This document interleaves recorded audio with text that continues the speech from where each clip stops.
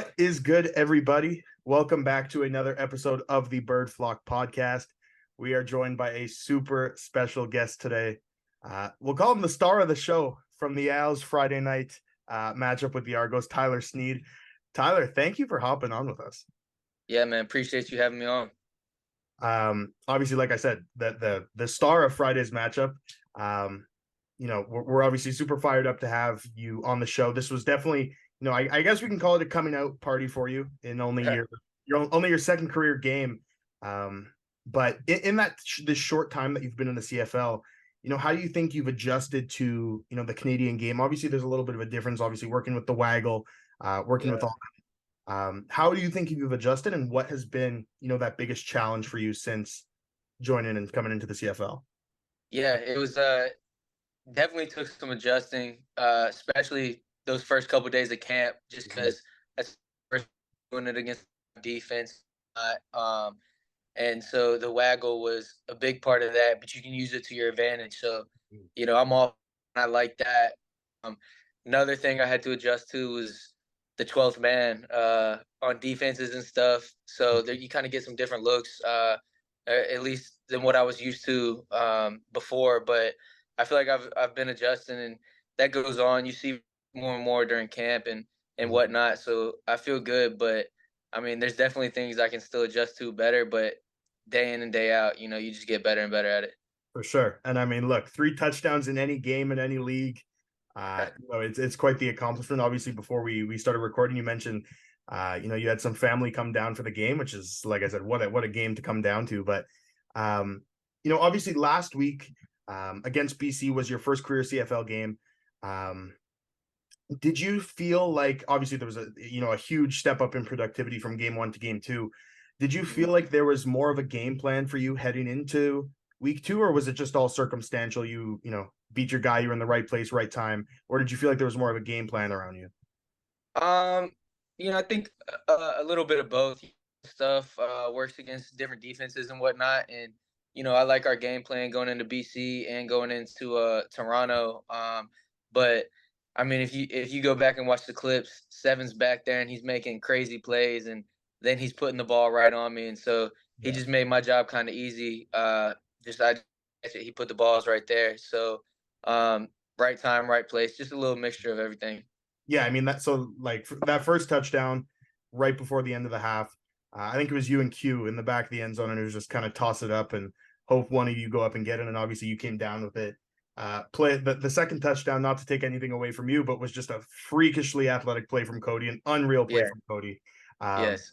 And then the third touchdown was the only one where I think it was designed. This one's going to Snead. Yeah.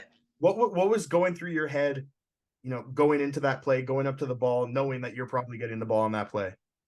Oh man, I was excited. I heard the play call and I got excited and I was like, let's do it.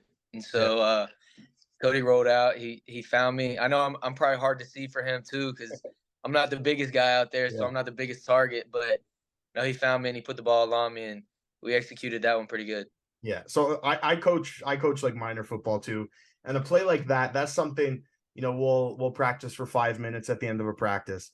How Yeah. much emphasis did you guys practice this play a lot this week, or is this something that was, it was an insert, 5 minutes here we spent on it and we were ready to go, or this is something you knew going into this game we kind of wanted to run? Yeah, well, they installed it, and it was. I mean, it was kind of tough this week because it was a short week, Yeah, very. going from Sunday to Friday, and the time difference and whatnot. And so this week was more of like a really big mental week. But when they put it in, we repped it and we repped it and whatnot. So we knew it was a possibility that we could run it, and it came time in the game where they called it, and we executed it good. Very good. Very good. Yeah. So Yeah. you mentioned the short week. I'm curious to walk me through a little bit about what that was like. Obviously, you had a Sunday night game out west, coming home playing Friday out east. It's just a huge thing.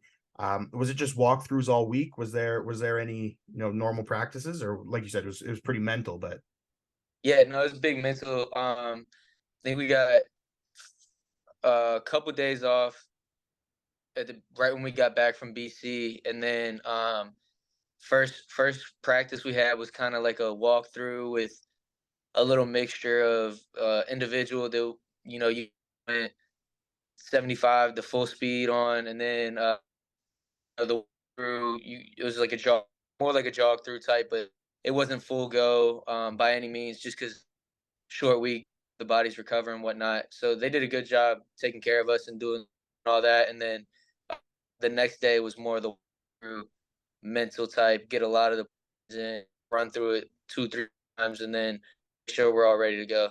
Mhm.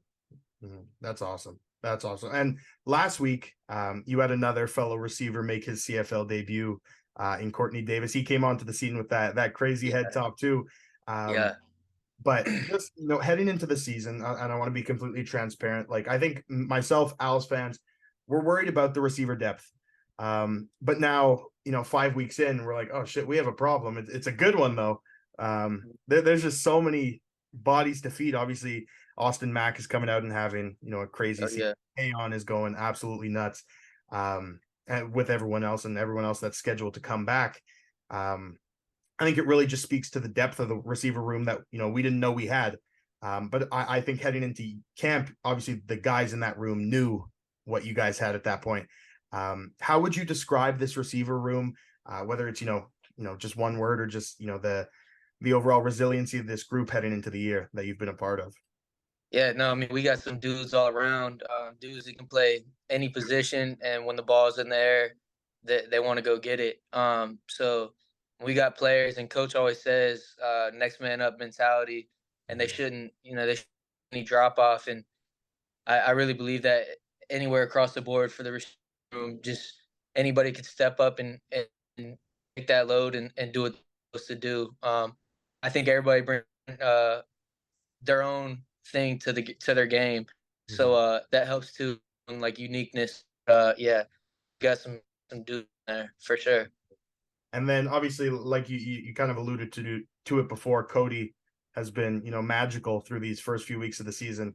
But coming from the practice squad, how many or how much reps were you getting with him prior to that? Like prior to these last 2 weeks? Yeah, you don't get a whole lot. It's not as much as the starters because you know uh, you're not playing in the game, so the start their reps and need to chemistry and build. But you get a couple reps every day. You try and make the most of that, whether it's routes or whether it's in team competitive whatnot. And so you get in there, just got to try and make most of them. But then when your time comes, you got to be ready to step up and go. And so I think that's a big part of it too. For sure. And did you feel like kind of an instant connection with Cody a little bit when you started getting those first team reps, or?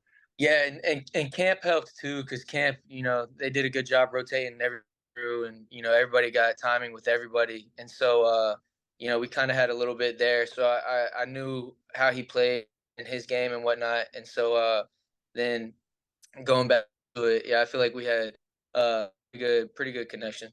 And going back to camp a little bit, not from the actual preseason games, you didn't have any stats that crazy jumped off the board or anything like that. Obviously when you came in, like you said, there was no beat missed or anything like that.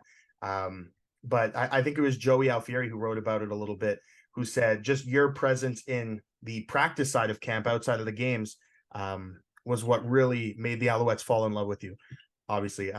So take me through what camp actually looked like in terms of the practice side of things, not the preseason games, I guess we could say. Yeah, well, I mean, during camp, it's a lot of reps for everybody, and so you're kind of rolling through.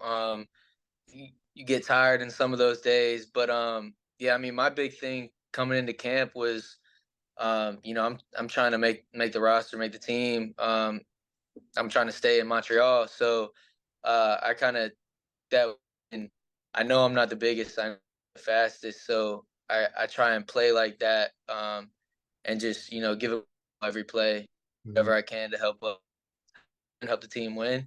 So I think that's how I kind of went about camp, and I was just like I want to grind it out, make the most of every opportunity I get, and yeah, I mean that was camp for me.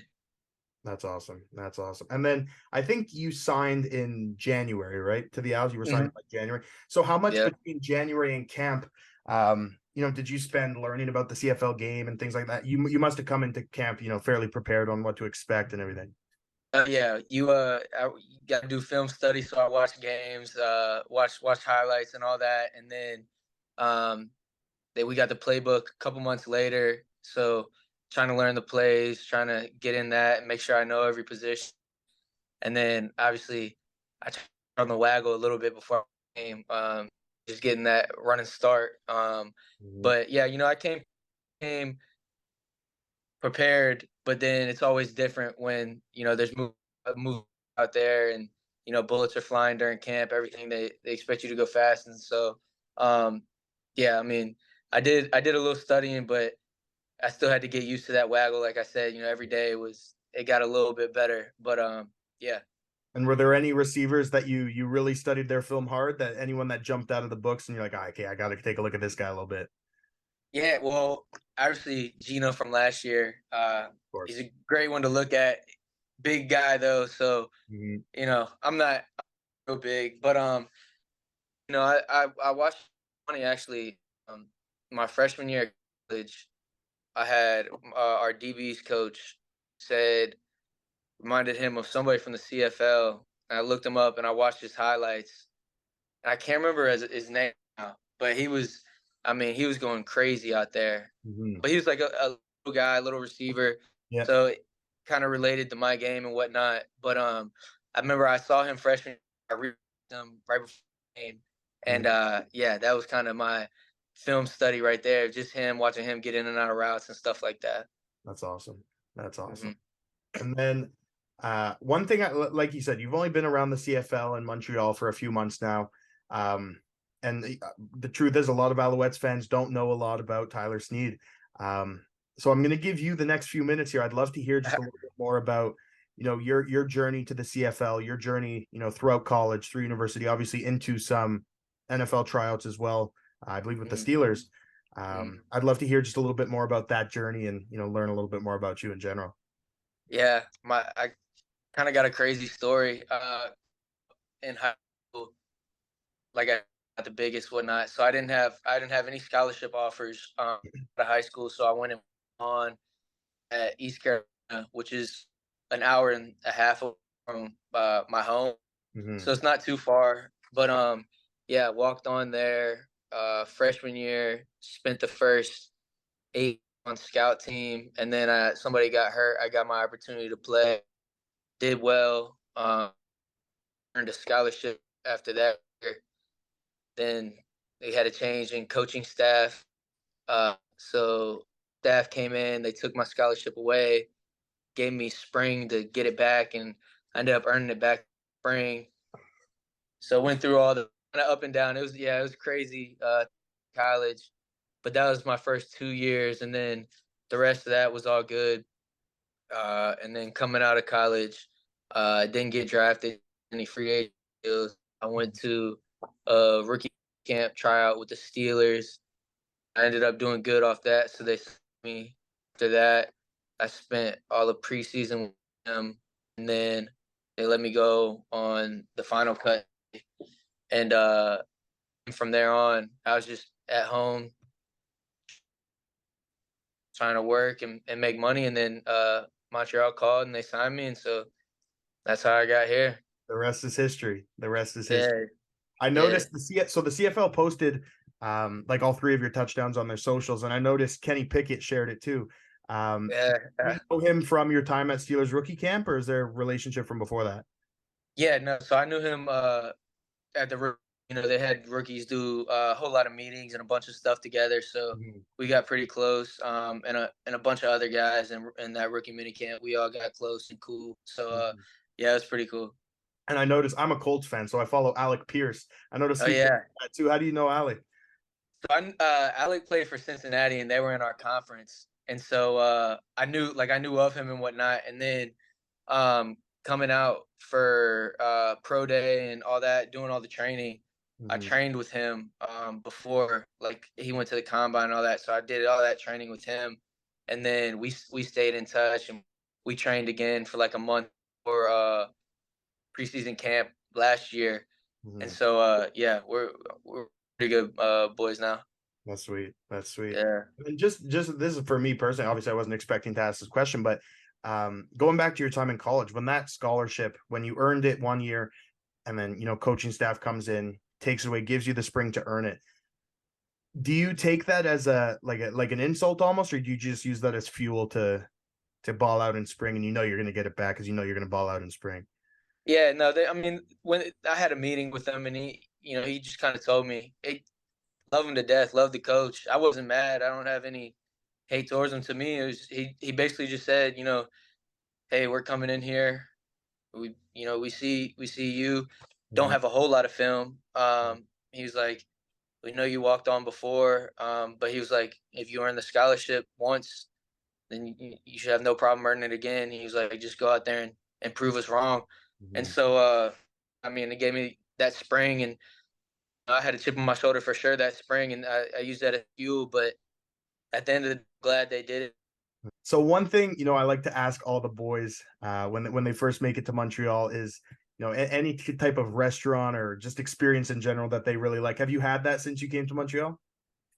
Yeah, I'd say every restaurant I've been to is it's been great. This thing is the poutine I never had before. Awesome, Tyler. Well, I can't thank you enough for hopping on with us here. Obviously, bye week ahead, so you'll have a nice little break ahead of you guys, well deserved. And then I think it's off to Calgary. So excited for that. And any final words, Tyler, for the Owls fans or anything like that? Man, just appreciate you having me on, and always go Owls. Yes, sir. Thank you.